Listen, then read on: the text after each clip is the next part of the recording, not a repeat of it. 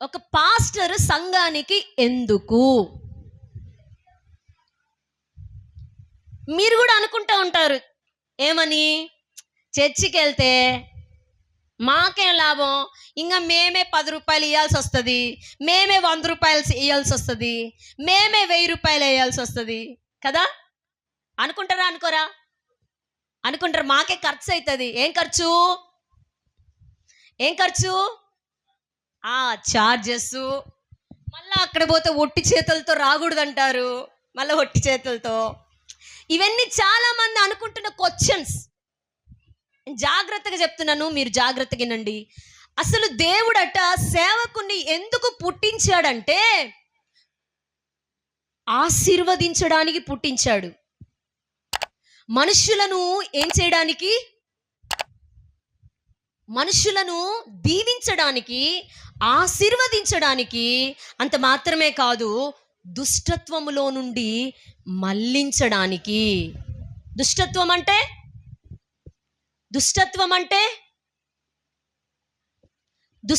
అంటే పాపము, చెడు, అతిక్రమము, వీటన్నింటిలో నుంచి అవి చేస్తున్న మనుషులను, పాడైపోతున్న పట్టణాన్ని, పాడైపోతున్న మనుషులను, పాడైపోతున్నటువంటి ప్రజలను మంచి దారిలోనికి మళ్ళించడానికే ఎవరు కావాలి? సేవకుని దేవుడు అందుకు పుట్టించాడు. అంత మాత్రమే కాదు బిడ్లారా, దేవుడు మిమ్మును ఆశీర్వదించడానికి. హల్లెలూయా, హల్లెలూయా. ఆయన చేతులెత్తి ఆశీర్వదిస్తే నీకు శుభము కలుగుతుంది. ఆయన చేతులెత్తి నిన్ను దీవిస్తే నీకేం కలుగుతుంది? శుభము కలుగుతుంది, ఆశీర్వాదం కలుగుతుంది. అందుకే నీకెవరుండాలి?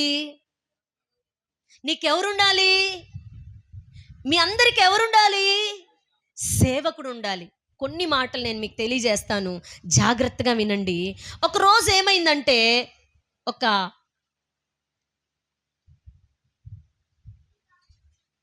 ఒక పాప చనిపోయింది. ఆ పాప పేరు తబిత. ఏం పేరు? తబిత అనేటువంటి పాప చనిపోయింది. చనిపోగానే ఎవరిని పిలుస్తారు? చనిపోగానే ఒక యవనస్తురాలు చనిపోయిందండి, లేదా ఒక స్త్రీ చనిపోయింది, లేదా ఒక మనిషి చనిపోయాడు, ఎవరిని పిలుస్తారు? చెప్పండి.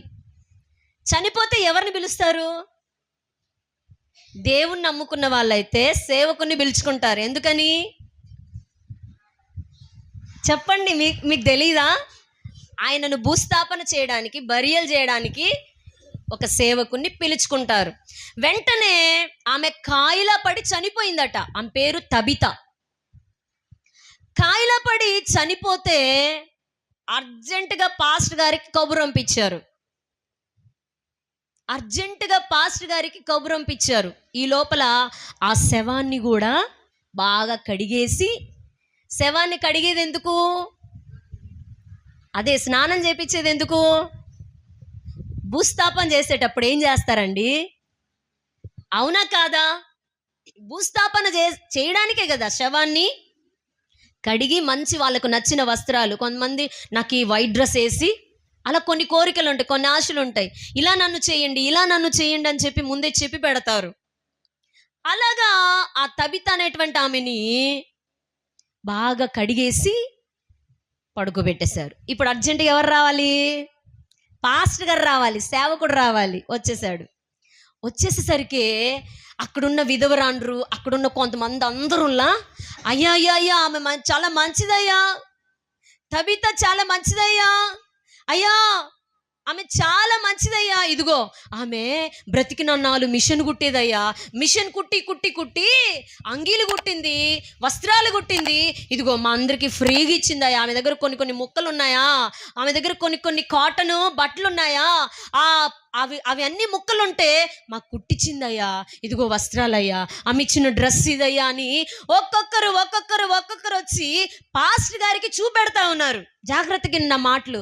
పాస్టర్ గారికి, పేతురు గారికి చూపెడతా ఉంటే అప్పుడు పేతురు అనుకున్నాడు, ఈమెని సమాధి చేయడం అంత అమ్మా వినండి, ఈమెను సమాధి చేయడం అంత మంచిది కాదు. ఈమె ఇంకొద్ది రోజులు ప్రజలకు ఉపయోగపడాలి. గట్టిగా చప్పట్లు కొట్టి దేవుణ్ణి మైంపరచండి. ఇంకొద్ది రోజులు ఈమె బ్రతికితే బాగుంటది. ఇంకొద్ది రోజులు ఈమె సజీవురాలైతే 10 మందికి ఉపయోగపడుతుంది, 100 మందికి ఉపయోగపడుతుందని పేతురు గారు లోపలికి వెళ్ళిపోయి మోకరించి, ప్రభువా ఈమె ఇలా చేసిందయ్యా, ఈమె నువ్వు ఒకవేళ బ్రతికిస్తే ఈమె ఇంకొంతమందికి హెల్ప్ చేస్తుంది, నీ చిత్తమైతే ఈమెను బ్రతికించని మోకాళ్ళుని ప్రార్థన చేస్తే సేవకుడి ప్రార్థన దేవుడు ఆలకించి ఆమెను సజీవురాలుగా నిలబెట్టిండు. గట్టిగా చప్పట్లు కట్టి దేవుణ్ణి మహింపరచండి. Praise the Lord. Hallelujah, hallelujah. మీరు అనుకుంటున్నారు ఏ రోగం వచ్చినా పలాని బద్వేల్లో డాక్టర్ బాగా చూస్తాడంట, పలాని కడపలో బాగా చూస్తాడట, పలాని హైదరాబాద్లో బాగా చూస్తాడట. రోగం వస్తే మనకు గుర్తొచ్చేది ఏంటంటే మంచి హాస్పిటల్ గుర్తొస్తుంది. అంతేనా?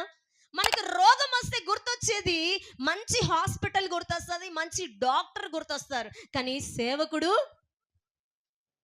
అవునా కాదు? మీరు గుండెల మీద చేసుకొని చెప్పండి. రోగం వస్తే మీకు ఎవరు గుర్తొస్తున్నారు? మీకు బాగలేకపోతే ఎవరు గుర్తొస్తున్నారు? హాస్పిటల్ గుర్తొస్తుందా? కానీ ఆయన చెప్పిన మాట అన్నీ ఆయన చేతిలో ఉన్నాయి. నీ రోగము బాగు చేసే శక్తి ఎవరికి ఉంది? నీకు ఆరోగ్యం ఇచ్చి ఆయుష్ను పొడిగించే శక్తి ఎవరికి ఉంది? మన దేవుడికి ఉంది. అందుకే నా ప్రియమైన దేవుని ప్రజలారా, సేవకుడు ఎందుకు నీకు? సేవకుడు ఎందుకు నీకు?